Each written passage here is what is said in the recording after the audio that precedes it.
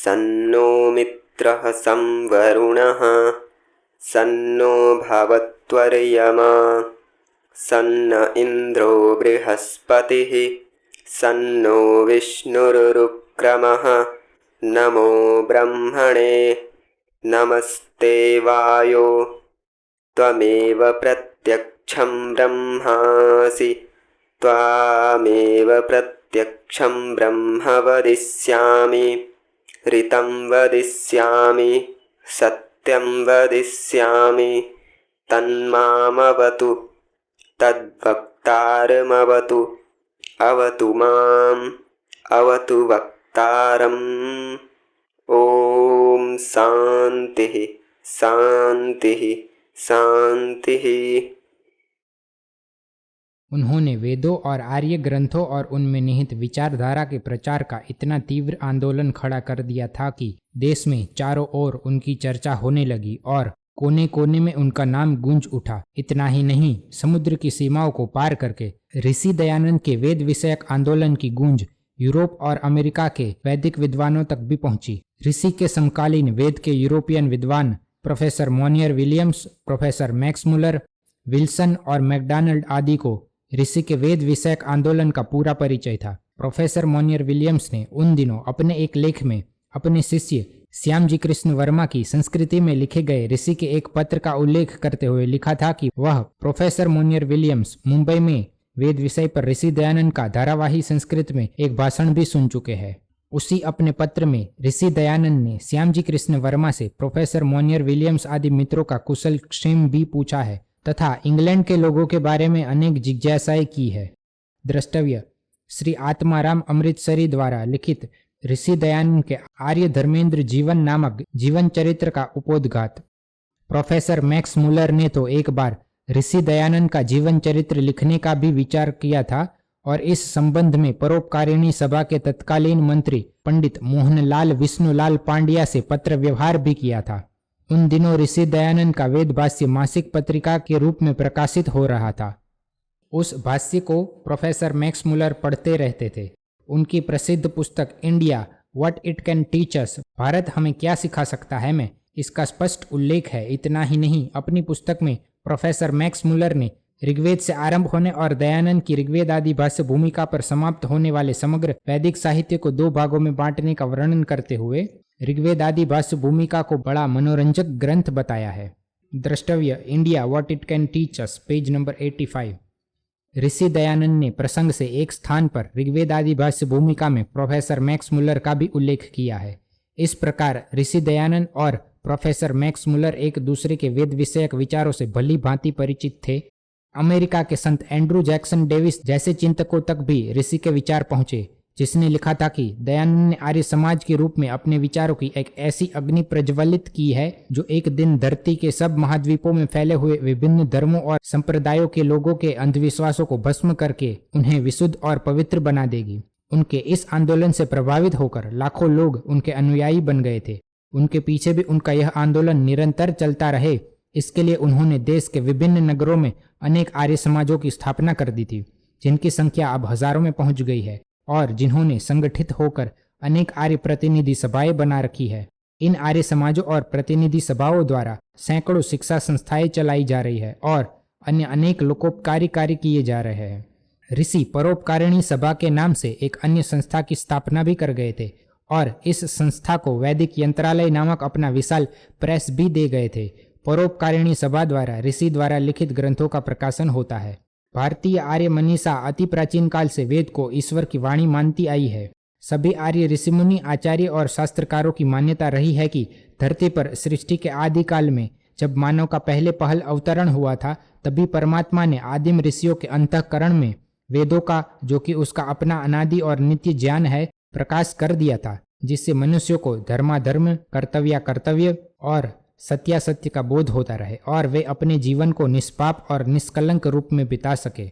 वेद के रूप में ईश्वर ने भांति भांति के विद्या विज्ञानों का उपदेश भी कर दिया था, जिससे मनुष्य धरती में उत्पन्न होने वाले विभिन्न प्रकार के पदार्थों और प्राणियों के गुणधर्मों को जानकर उससे यथोचित उपयोग ले सके और अपने जीवन को सुख समृद्धि से परिपूर्ण बना सके। वेद में आध्यात्मिक विद्याओं का उपदेश भी दिया गया है और भौतिक विद्या विज्ञानों का भी।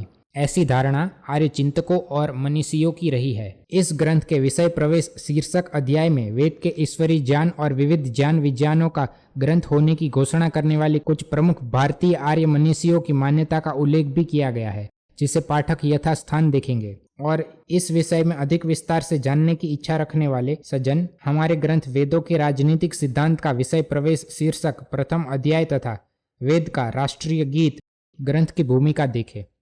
इसी अध्याय में प्रसंग से यह भी दिखाया गया है कि स्वयं वेद भी अपने आप को परमेश्वर की वाणी और कृति होने की बात कहते हैं।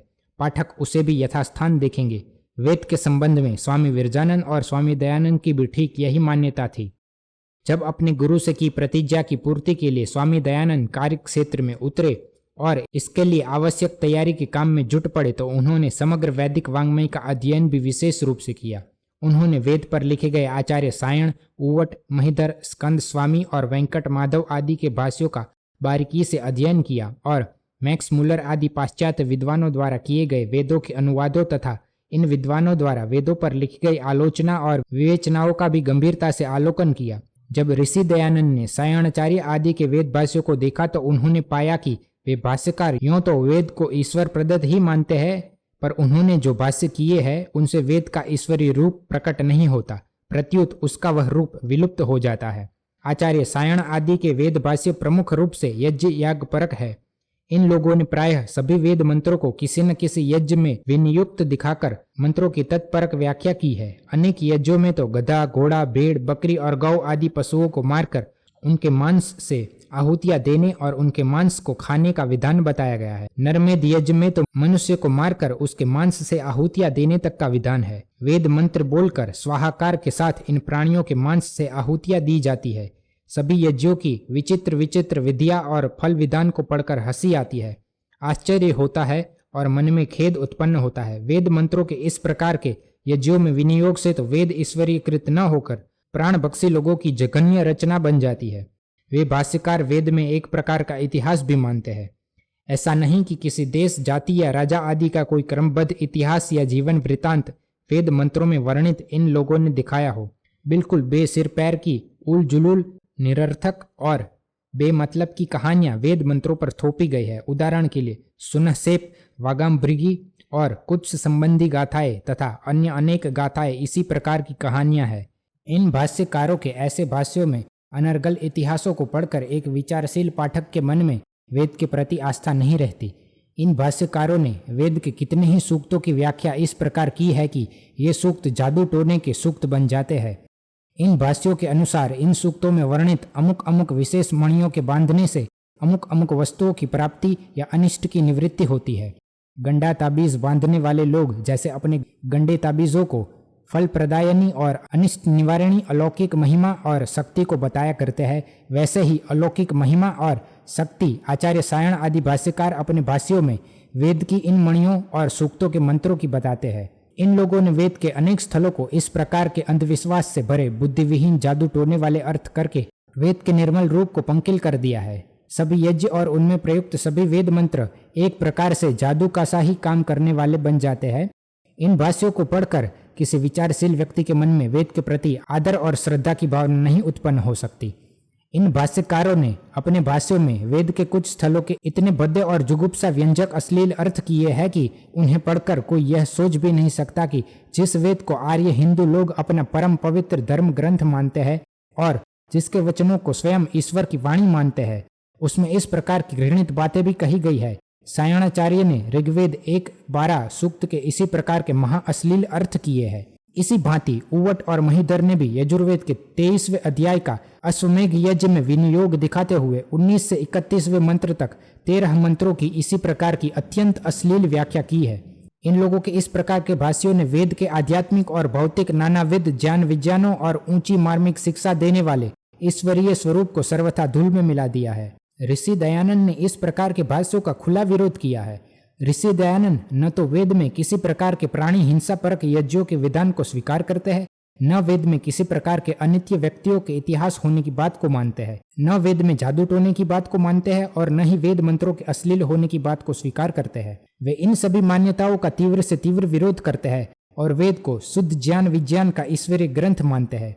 हमने अपने इस ग्रंथ में सायणाचार्य आदि इन भाष्यकारों की ऐसी मान्यताओं की विषय प्रवेश नामक प्रथम अध्याय तथा अन्य संबद्ध अध्यायों में विस्तार से समीक्षा की है और इनके संबंध में ऋषि दयानंद के मत का समर्थन और संपुष्टि की है। पाठक यह सब ग्रंथ में यथास्थान देखेंगे। पाश्चात्य विद्वानों द्वारा वेदों के जो अनुवाद किए गए हैं और उन लोगों द्वारा वेदों पर जो विवेचनाएं की गई है और इन विवेचनाओं में उन्होंने वेदों के संबंध में जो विभिन्न प्रकार के परिणाम निकाले हैं, महर्षि दयानंद ने उन पर भी विचार किया था। इन लोगों द्वारा वेदों के जो अनुवाद किए गए हैं वे सायण आदि के भाष्यों पर आधारित है और उनमें वैसी ही बातें पाई जाती है जैसी कि सायण आदि के भाष्यों में मिलती है। ये लोग वेद को ईश्वरीय कृति तो बिल्कुल मानते ही नहीं। ये लोग वेद को अति साधारण बुद्धि के लोगों की रचना मानते हैं जिसमें किसी प्रकार की कोई उच्च शिक्षा होने की आशा नहीं की जा सकती। इनमें से कई लेखकों ने तो वेद को जंगली लोगों की बड़बड़ाहट तक कह दिया है। इन लोगों ने वेद को मनुष्यों की कृति मानकर वैदिक काल के लोगों के जीवन, सभ्यता, संस्कृति और धार्मिक विश्वासों आदि के संबंध में ऐतिहासिक परिणाम भी निकाले हैं। वेद कब बनाए गए इस संबंध में इन लोगों ने विचार किया है और वेदों को बहुत अर्वाचीन काल की रचना माना है। इस प्रकार की अनेक बातें इन लोगों ने वेद के संबंध में कही है। ऋषि दयानंद ने इन लोगों की इस प्रकार की सभी धारणाओं का प्रत्याख्यान किया है। पाश्चात्य देशों के विकासवाद के सिद्धांत को मानने वाले विद्वान तो न किसी ईश्वर को मानते हैं और न ही उस द्वारा दिए गए किसी ईश्वरीय ज्ञान को। उनके अनुसार मनुष्य ने एक लंबे काल क्रम में विकसित होते होते सब प्रकार के ज्ञान का विकास स्वयं ही कर लिया है। ऋषि दयानंद ने पाश्चात्य विद्वानों की इस मान्यता का भी अति तीव्र प्रत्याख्यान किया है। हमने अपने इस ग्रंथ के विभिन्न अध्यायों में पाश्चात्य विद्वानों की उपर्युक्त सभी मान्यताओं की समीक्षा की है और उन्हें अयुक्तियुक्त पाया है। ऐसी बातों के संबंध में हमने आचार्य दयानंद की मान्यताओं को ही सही और तर्क संगत पाया है और उनकी पुष्टि और समर्थन किया है। पाठक यह सब इस ग्रंथ में यथास्थान देखेंगे। आचार्य सायण आदि मध्यकालीन भारतीय भाष्यकारों तथा पौराणिक मान्यताओं और संस्कारों में प्रभावित अन्य वेद चिंतकों ने वेदों के संबंध में आचार्य सायण आदि मध्यकालीन भारतीय भाष्यकारों तथा पौराणिक मान्यताओं और संस्कारों से प्रभावित अन्य वेद चिंतकों ने वेदों के संबंध में और भी कितनी ही ऐसी मान्यताएं प्रचलित कर रखी है जिनसे वेद का उज्ज्वल ईश्वरीय स्वरूप धूमिल होता है। इसी भांति पाश्चात्य वेद चिंतकों की भी और भी कितनी ही ऐसी मान्यताएं हैं जिनसे वेद के ईश्वरीय स्वरूप पर प्रहार होता है तथा वेद बहुत हीन कोटि के ग्रंथ दिखने लगते हैं। ऋषि दयानंद ने ऋग्वेद आदि भाष्य भूमिका और सत्यार्थ प्रकाश आदि अपने ग्रंथों में भारतीय और पाश्चात्य उभयविद वेद चिंतकों की ऐसी मान्यताओं का प्रत्याख्यान करके वेद के लोक कल्याणकारी और ईश्वरीय स्वरूप को प्रबल रूप में उद्भासित किया है। हमने अपने इस ग्रंथ के विषय प्रवेश, वेद और ईश्वरीय ज्ञान का सिद्धांत, ईश्वरीय ज्ञान वेद, वेद का काल, ऋषि दयानंद की वेद भाष्य शैली, महर्षि दयानंद और वेदार्थ की याजिक प्रक्रिया, ऋषि दयानंद और वेद के देवता, वेद के ऋषि, वेदों का अपना स्वरूप, वेद और इतिहास, वेद विविध ज्ञान विज्ञानों का ग्रंथ है, वेद में जादू टोने और अश्लीलता नहीं है, वेद एक धर्म ग्रंथ के रूप में ऋषि दयानंद की वेद भाष्य शैली का परवर्ती विद्वानों पर प्रभाव और वैदिक विचारधारा को महर्षि दयानंद की अभिनव देन। इन 15 अध्यायों में ऋषि दयानंद की विचारधारा और मान्यताओं का सूक्ष्मता से अनुशीलन किया है। हमने ऋषि की मान्यताओं को युक्ति युक्त और तर्क संगत पाया है। हमने ऋषि की इन मान्यताओं की अपने प्रकार से पुष्टि और समर्थन किया है। दंडी स्वामी विरजानंद और महर्षि दयानंद परंपरा से चली आ रही भारतीय आर्य मनीषा की वेद विषयक चिंतना और मान्यताओं के अनुयायी थे और तदनुसार वेद को धरती के मानव मात्र का ईश्वर प्रदत्त धर्म ग्रंथ मानते थे। ऋषि दयानंद ने अपने गुरु की आज्ञा से वेद के पठन पाठन और उसके विचारों के प्रचार और प्रसार का जो महान आंदोलन चलाया था, सारी धरती के लोगों तक वैदिक विचारधारा को पहुंचाकर उनके जीवन में परिवर्तन लाना था। उन द्वारा यह आंदोलन भारत में तो पहले के रूप में चलाया गया था, क्योंकि अनेक कारणों से भारत में इस आंदोलन का प्रारंभ और उसकी सफलता अपेक्षाकृत आसान थी। यूं ऋषि दयानंद सारी धरती के लोगों तक वेद को पहुंचाना चाहते थे। वेद के अपने शब्दों में वेद परमात्मा द्वारा मानव को दी गई प्रथम संस्कृति है, पहले पहल दिया गया उपदेश और शिक्षा है। द्रष्टव्य यजुर्वेद 7:14।